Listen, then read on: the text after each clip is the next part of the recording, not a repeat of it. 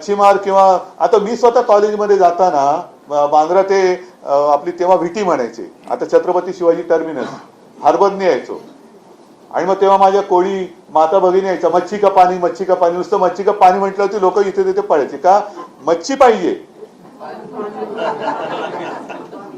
पण पाणी नको, वास नको. काय किती हा म्हणजे निर्दयीपणा आहे. यांना सगळ्यांना मतं पाहिजेत, राज्य करायचंय, पण आता त्याच्यात आहे ना वास नको. त्याचे त्याने म्हटलं की काय ते वेस्ट. मग आता ही कंपनी पुन्हा कोणाची ते शोधा. Foul fish, foul fish, foul smell of fish waste generated at Sassoon dock. आता किती वर्ष झाली या मंत्र्याच्या कित्येक पटीने जास्त वयाची ससून डॉक असेल,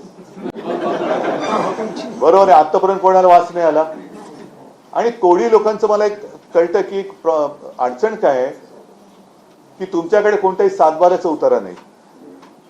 तुमची शेती जर का आपण असं म्हटलं मत्स्य शेती, तर समुद्रात जाऊन तुम्ही जीव धोक्यात घालून मासेमारी करतात.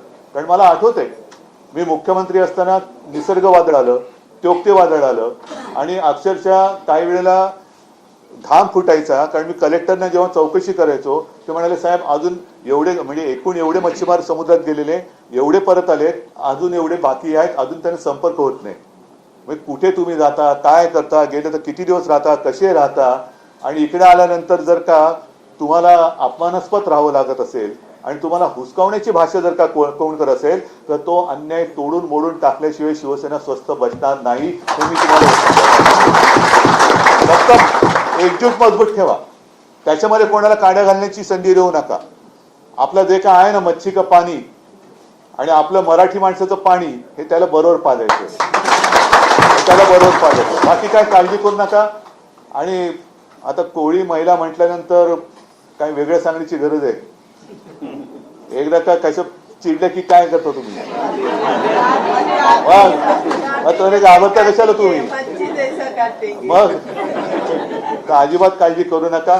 फक्त आता ह्या एका टप्प्यावरती आपण आलेलो आहोत. मी म्हणेन हा एक ठीक आहे, पहिला टप्पा आपण जिंकलेला आहोत, पण दुसऱ्या टप्प्याची जर का कोणी तयारी करत असेल त्यांच्याकडनं, तर त्यांना म्हणू की आता आम्ही संपवून टाकू, विषयच संपवून टाकू आम्ही. त्याच्यामुळे आता आमच्या नादी लागू नका. केवळ कोळीच नव्हे तर संपूर्ण आहोत आम्ही, हिंदू तर आहोतच, आम्ही अस्सल मराठी भाषा बोलणारे हिंदू आहोत. कोणाला काय प्रॉब्लेम आहे, कोणाला काय प्रॉब्लेम आहे? असं काय नाहीये की कोणाची अमुक एक धर्माची भाषा ही, असं काय नाहीये.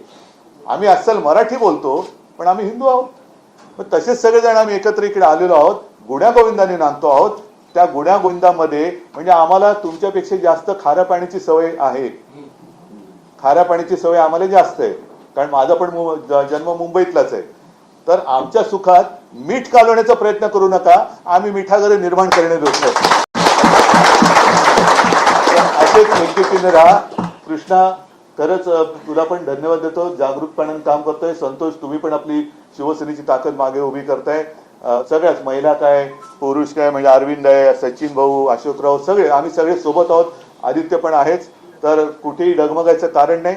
एकत्र राहा, एकजुटीने राहा, आणि जो अन्याय करणारा अन्याय करायला येईल त्याला अन्यायासकट तोडून टाका. एवढंच तुम्हाला सगळ्यांना सांगतो. धन्यवाद. जय हिंद, जय महाराष्ट्र.